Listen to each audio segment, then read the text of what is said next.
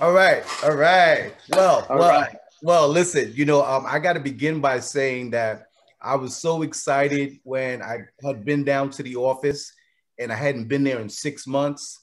And one of the first faces that I saw was that gentleman that I consider to be the mayor of the block.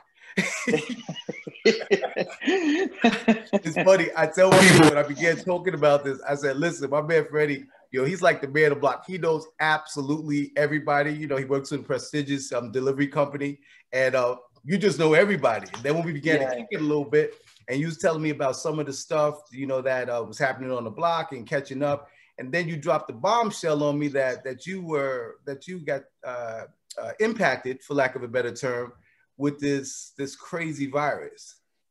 And I Yeah. gotta be honest with you, that blew my mind because I never It kind of thought. blew my mind too. I'm sure it did. I'm sure it did. You look well though. You look strong. You look like everything's going your way. I mean, I was one of the first people to say that I wasn't gonna catch it. Right. You know, um, and it was crazy because when all this started, it started in the beginning of December Right. and didn't reach to us till like about three and a half months later. Right. And people started to get scared, and I'm like, I shouldn't be worried or whatever the case is. Right. And I heard somebody saying jokingly around, they was like, yo, they're like, I'm gonna ask you three questions, and if you answer them with a yes, then you'll be fine. So Okay. somebody asked me, have you ever drank water from the water hose? I said, yeah. I was like, how about from the hydrant? I was like, yeah. And I was like, how about from the water fountain in the park? And I was like, yeah. Right. And and they were like, you're gonna be fine. I was like, because you're gonna be fine. As much stuff there is in that water, chlorine, and as much chlorine that there is in that water, you're gonna be fine. So I Right. said, okay. So I started running with it. I ran with it, and and every day I was like, oh man, they didn't think much of it. They didn't think it was gonna make it here. They didn't think it was gonna make it to New York. They didn't think, we're gonna be fine. We're gonna be fine. This is, we got this covered. Right. And normally I would talk to my son every day, and my son would tell me, Daddy, you have a mask, you have gloves, Daddy, you gotta wear a mask and you gotta wear gloves. Wow. And I'm like, no, no, I'm fine. I'm fine. I'm gonna be fine. I'm gonna be fine. Those couple of weeks that were coming in, it was getting more worse and worse Mm-hmm. until that very day. Like I could tell you right there, March 18th, it was like about 4 o'clock in the afternoon, and I was doing one of my stops as a courier, and I entered one of the buildings on my route, and I go to the floor, and one of my customers asked me, "Listen, we're gonna close for 2 days. What happens with the packages that we get delivered?" I Mm-hmm. said, "Well, there's two things that happens. Either you tell me to send them back to the shipper, or you can tell me to hold them at the station or in my truck, and I will hold them for you until Right. certain day." Right. So he's like, "Cool. So can you do us a favor and hold it?" I said, "Yeah." Never gave me a heads up. Never told me anything about what was going on. They said they were doing a thorough cleaning. Mm-hmm. So I said, "Okay." I was putting one and one together, but I didn't think nothing of it. Right. And I come downstairs, I see two of my coworkers. We're chit chatting, we're laughing, and all of a sudden I start to feel my lips like flare up, like burn. Mm. And but I didn't think anything of it. I'm figuring, okay, it might be the cold, and my body temperature is probably rising just a little bit. Mm-hmm. All right, okay. I go, we're chit chatting, laughing. So I go and finish up the rest of my day. I finish my route. I go back, nothing, I'm still perfectly fine. Mm-hmm. And then I'm on my way home, the normal as usual. I come out, I get home, but I didn't actually get home. I went to the barber shop. I went to go shape up my beard, and The then beer got me right. yeah, yeah. So I went and I came here. I came home for a second. I spoke to my brother-in-law for a couple of minutes. We said a couple of things, chit chat, the usual that we always do, and then I left. Mm-hmm. as soon as I go to my girlfriend's house and I started to feel it. I started the fever to come up. And when I got to her house, I said, I knocked on the door. She's like, what's wrong? I said, I don't think I feel good. She's like, what do you mean? She's like, I feel hot. I said, I feel hot. And she took out the temperature gun and she put it on me. She said, you have a fever of 102. So, but I was starving. So I hadn't ate nothing all day. So I jumped in the shower, took a shower, got dressed, ate something real quick, and I took an Uber to the hospital. I took it to a hospital that we're secluded, where nobody goes. It's in Secaucus. Nobody barely goes there. They attend to you like this. Dave, when I tell you that I went there, no lie, that hospital was full to the bone. I mean, to the T. Right. Yo, I walked in, security was there. He's like, what are you here for? I was like, yo, I have a fever. And he was like, listen, right now, the waiting time is between 4 to 8 hours. Wow. And I was like, and that's if you get seen by a nurse. I was like, but my best advice, take this number, go home, self-quarantine yourself, and don't come out for 14 days. I said, okay. I came back home. I called a number. I set up an appointment. They said, we'll get back to you on Thursday, the next day, which was, I called that Wednesday night. That Wednesday night, yo, I felt a fever. Yo, my body started to hurt. When I say my body started to hurt. I was like, yo, I was in so much pain. My back was hurting me so bad.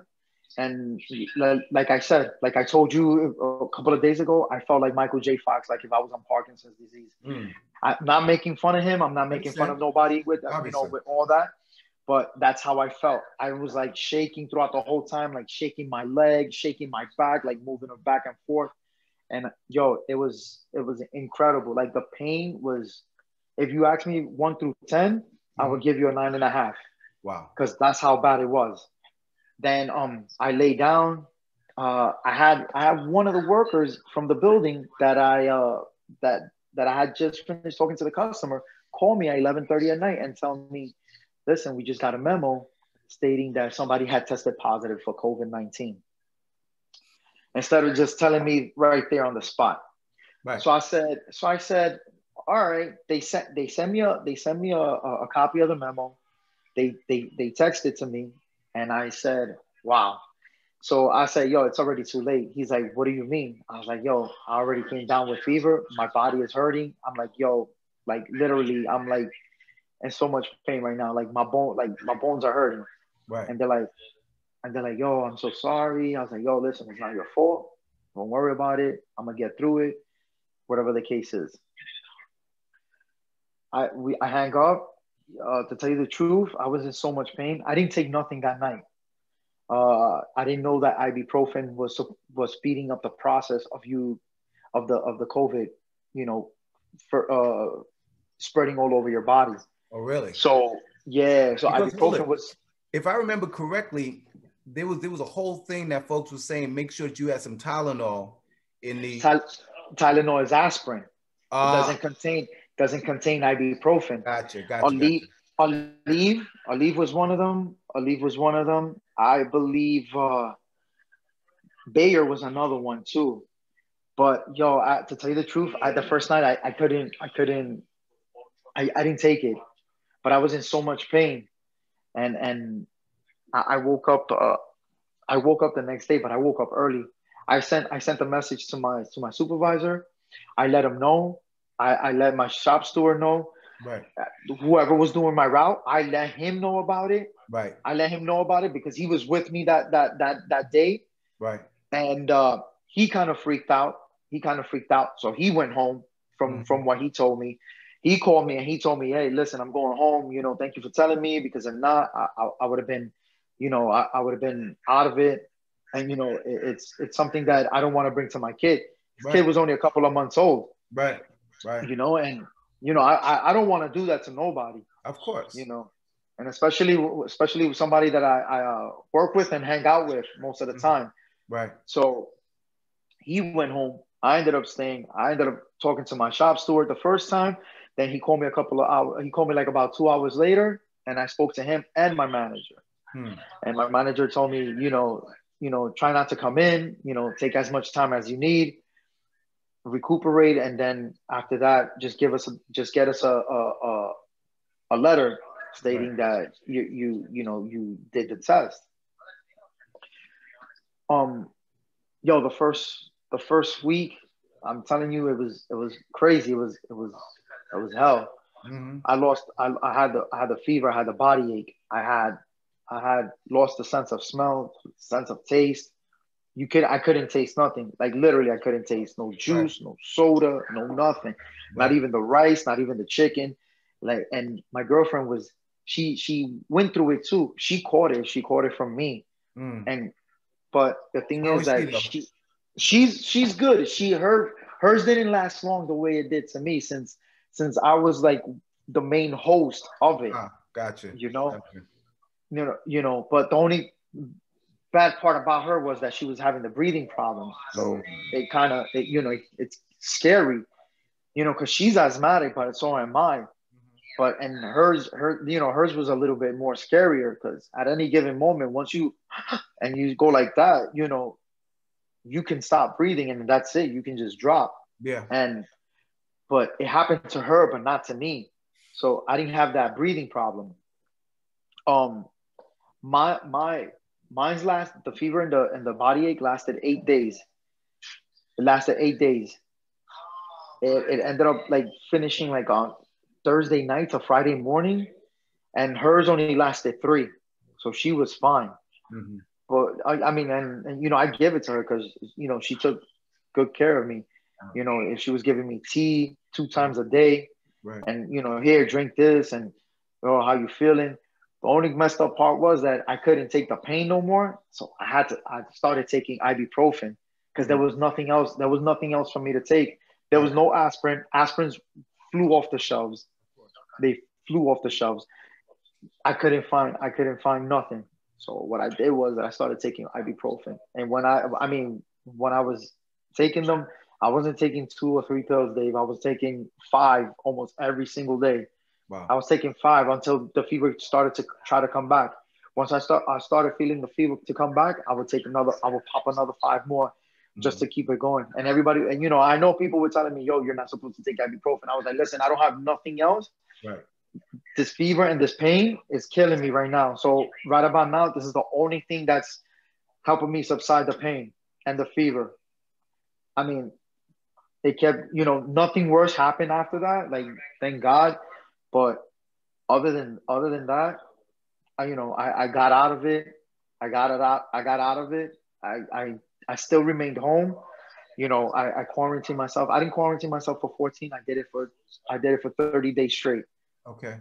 I didn't come out. The other 2 weeks, I remained at home. By the second week, I was trying to make up appointments to get tested.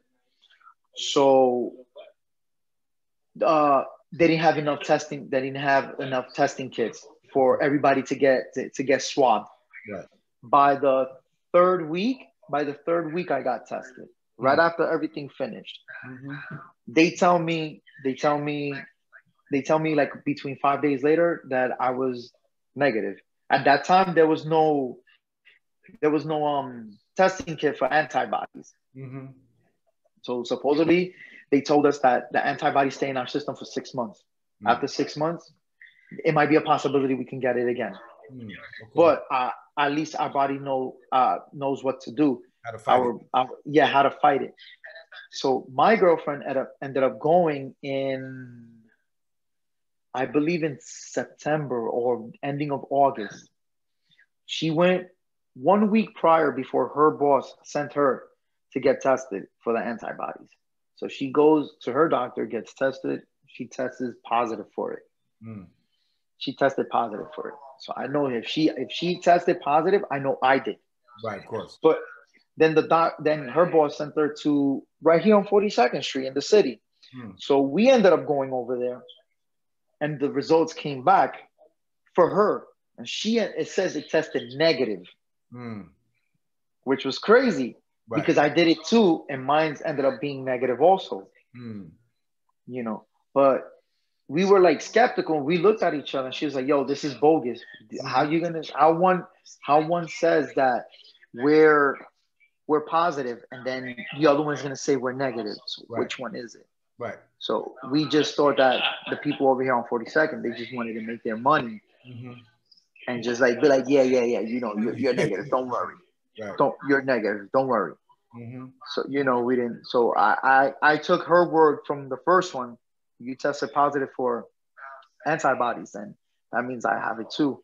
Right. I was like, yeah. So then we both caught it. We even spoke to a virtual doctor. We spoke to a doctor online, and she was like, "What are your symptoms?" And she spoke to her because she paid for it.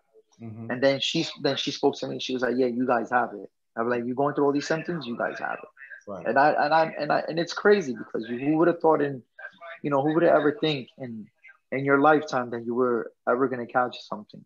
You know, that the worst thing that you would ever catch would be, I mean, God forbid, would be HIV/AIDS. You know what I'm saying? That would be the last thing, because that's a world killer right there.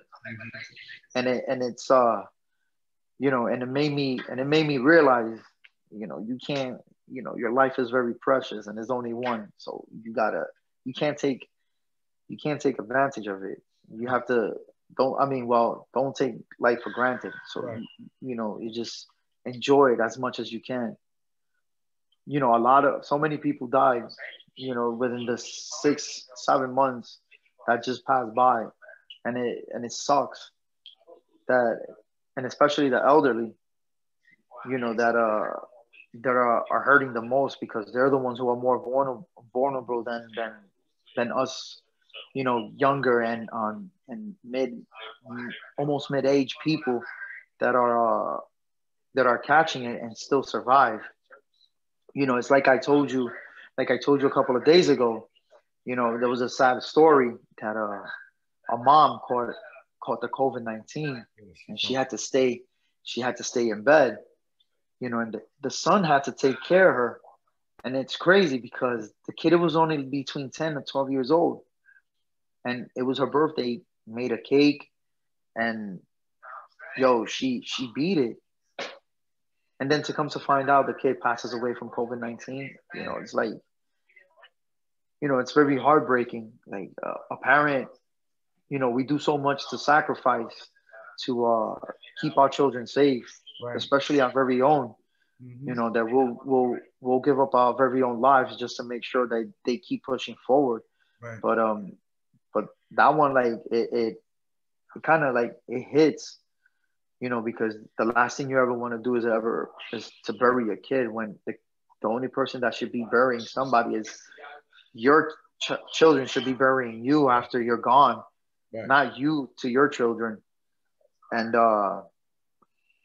you know, it's kind of hard, and you know, then you try to process it, you know, and we can't, you know, everybody says, oh, well, you know, that's part of life, that's part of the circle. And you know, sometimes I have this thing that I always say, you know, I'll be like, F it, you know, nah, it's not like that. That's not the way it's supposed to work. You know, that kid hasn't even entered his prime yet. And you know, it's so messed up that you have to take him and send him on his way. And that's not fair. And, you know, things like that, you know, it's just something like I get ravaged by it, you know, and it's something that you're not supposed to do. You know, you're not supposed to take a innocent life that is just starting and just moves away, and you just stay there in total shock, and you're in disbelief. I mean, that, to me, it doesn't fly. I mean, I'm just saying that's just my opinion. You know, listen, I am still, and I have to confess, I'm emotionally driven, if you will, based on your story. As I listen to you speak, what resonates for me is the thought that you had, which most of us had, right? I remember, you know, my man George. You know, we were out there in February, and he was like, Dave, did you hear about this? And I was, man, listen, come on, whatever, you know what I'm saying? This is Big Apple, you know, just really moving along.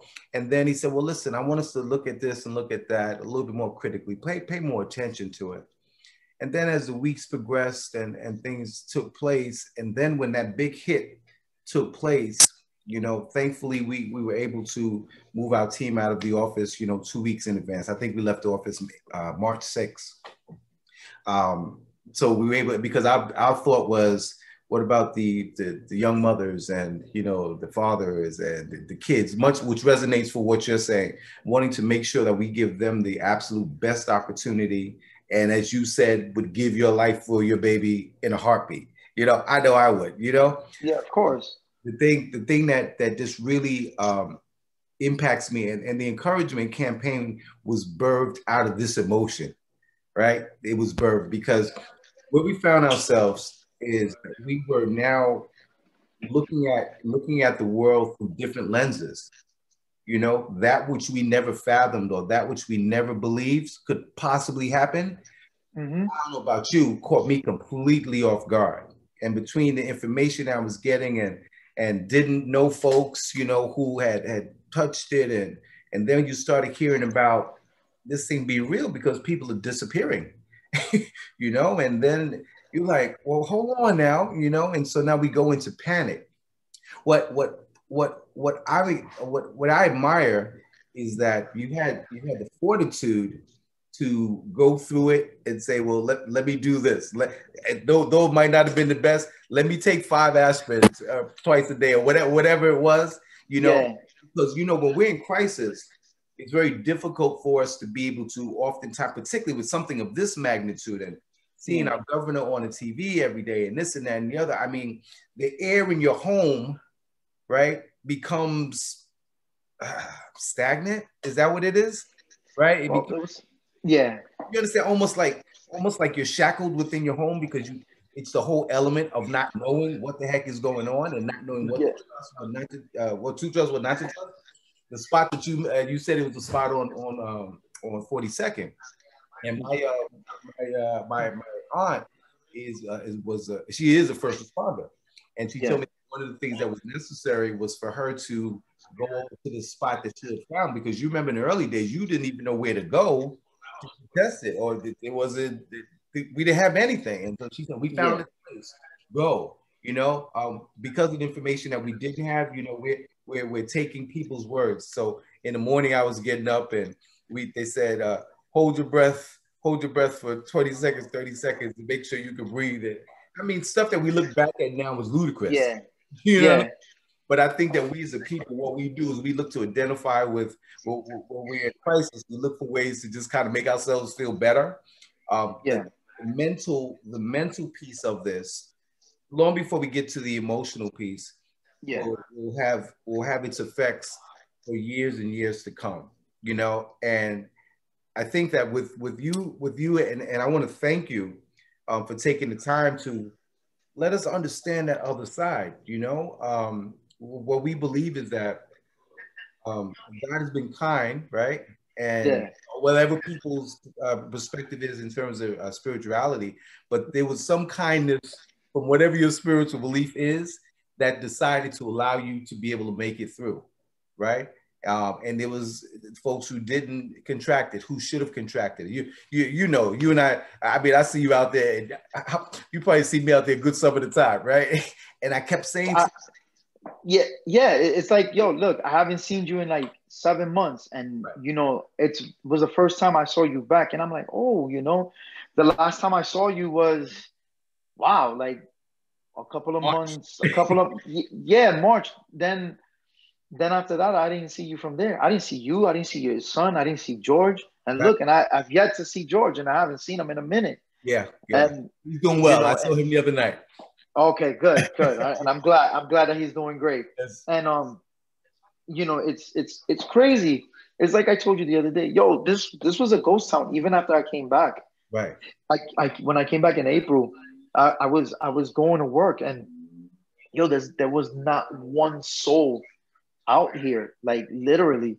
And it felt like back in the days, like, and we were in one of those Western movies that everybody goes home at a certain hour, Nobody's outside. Right. And that's how it felt. Mm-hmm. And you know, usually like in the morning you hear the streets crowded with cars honking and the trucks passing by.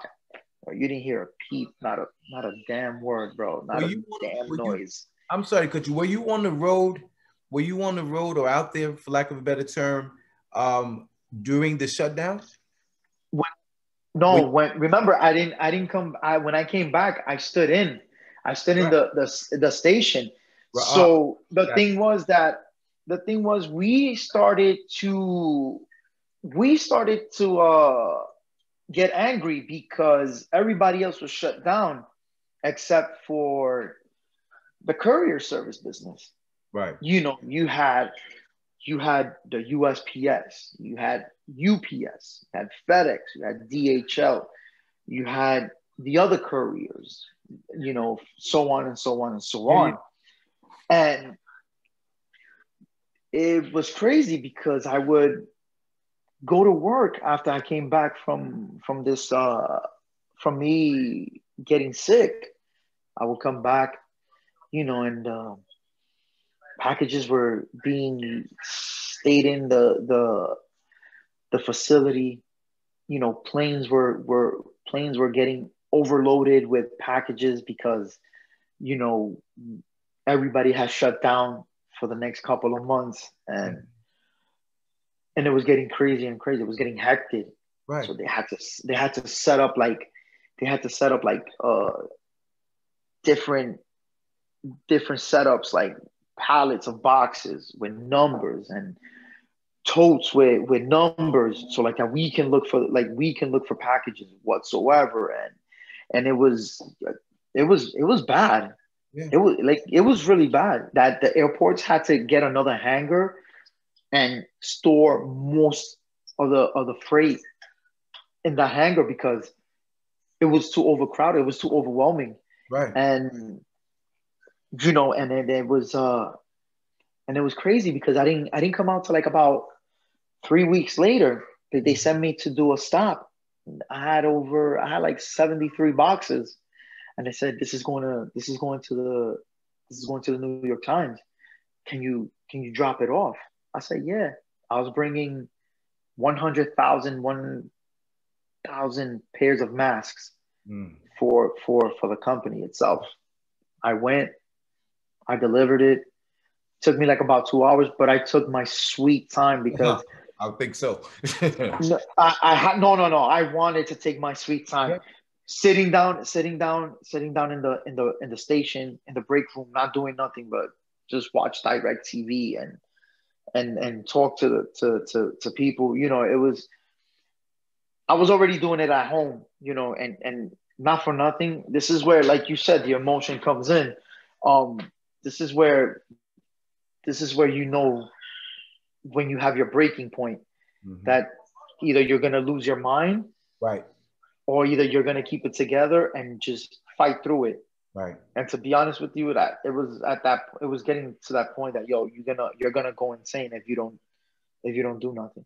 Right. They were like, yo, they were asking me, yo, you want to go? Yeah. I'll go. Whatever. I'll go. Whatever it takes. You know. You know, and it felt good to be back outside. It felt good to be working.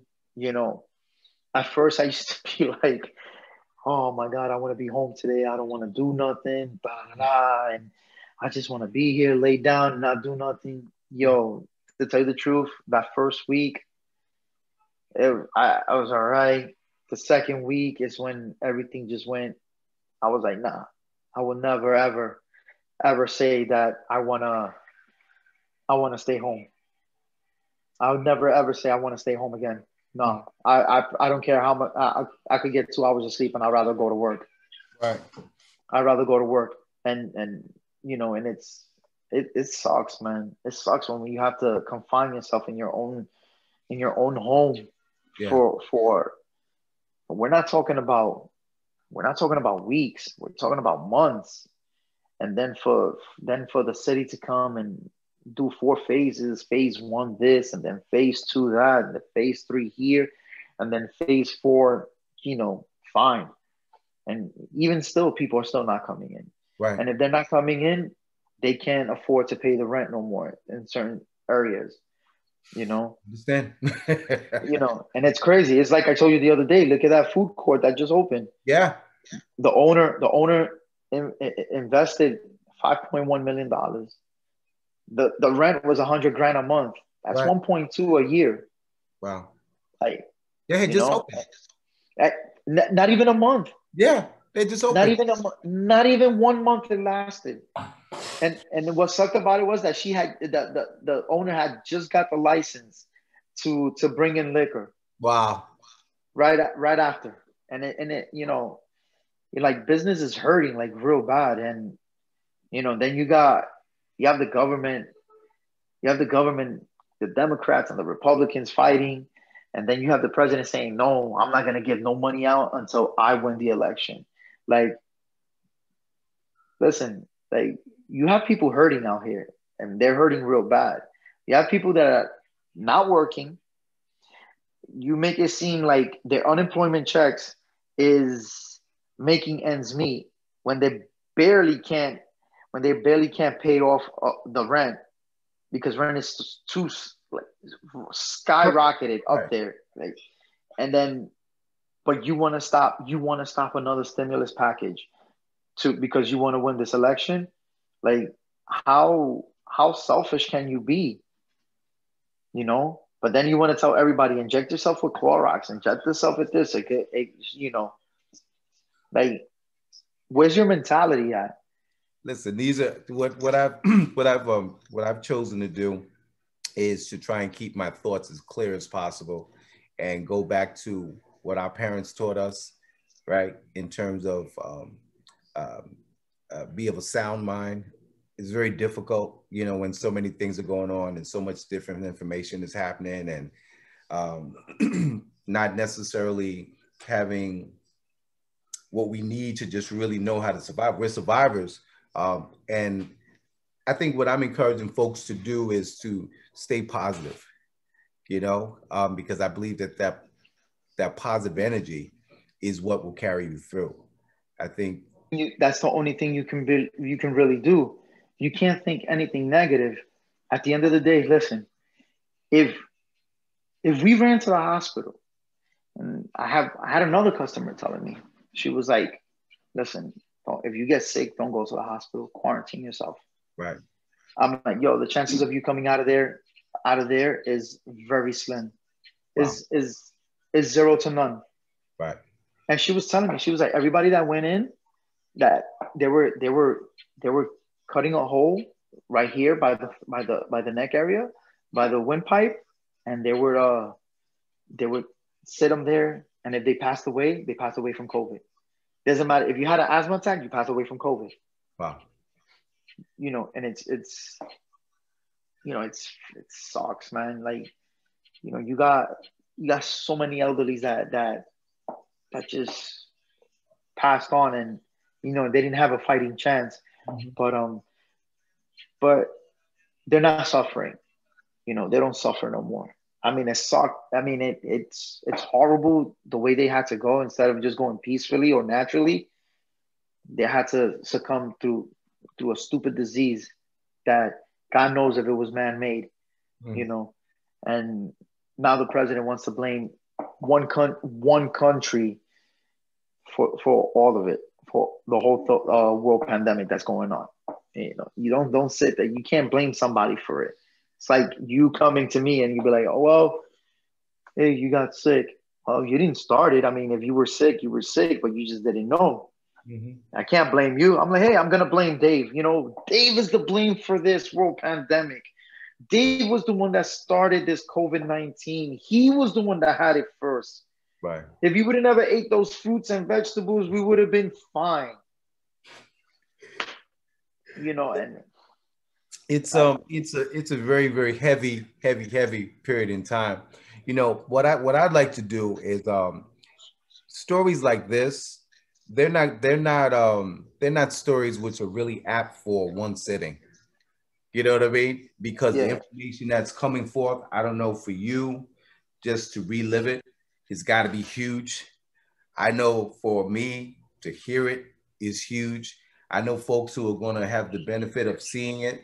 That it's going to take them back to a place. And so what I want to do is I want to see if we can set up a part 2. And with that part 2, wow, I'm honored. Nah, man, listen. I want to see if we can set up a part 2 where we can talk about some of the ideas and some of the things that you can throw out to folks as a means to reimagine, rebuild, recycle. Yeah, of course. I think that's a valuable portion of what you're saying. We need to have that opportunity. And on behalf of the encouragement campaign, I'd love to invite you back. You let me know, let me know if I got to speak to your PR agent or whatever it is. Nah, listen, whenever you're ready, yo, we can definitely sit down. We can do this again, man. I want to do it again. I want to, just for me, I want to take some time to process it. Living it again, I'm sure you're processing in a certain way. I mean, yeah. I know you well enough to feel your resonance. You know what I'm saying? Yeah. And we'll see what we can do to make that happen sooner. Yes. Later, if that makes sense. Of course, we can do it again. We can set up a date and time, and you let me know, and I'll be available. That's good. To do it again. As one final note, I just want to say, if you know anybody else who is in your community who may have suffered some of the same things, I want as many positive stories as possible to be part of this COVID survivor story, because folks are surviving. Folks are thriving. A lot of information that we're getting has us in fear factor, but I believe that stories like your story are those things which afford us to know one side of it, but I can know enough to tell you about the other side, and that's why I'm saying I'd love to do a part 2. Of course, and I hope that with this video, I hope everybody will get to share their own stories, just like the way I did, and it'll be a huge impact, to the community. Don't be afraid. If you went through it, if you had it and you succumbed it, if you beat it, that's the word I was looking for instead of succumb. If you beat it, share your story. It'll be great. At least we know how we dealt with it, how, what was going on through your mind. And, the same thing, like I shared in the beginning, what went through my mind, I always thought, hey, I'm not gonna catch it, but I ended up getting it. Mm-hmm. So it makes you change your whole perspective on how you see things. Entire perspective. And I hope that with this video, I hope that everybody, will share their story as well, as much as I did, because it's very important, to learn about everybody else, not only from your point of view, but from everybody else's point of view, what they went through, how they dealt with it. Did they make a positive thing? Did they have a negative impact on it while they were home quarantined for 14 days, or even though maybe longer? Yeah. And how did they cope, and how did they come out moving forward from it?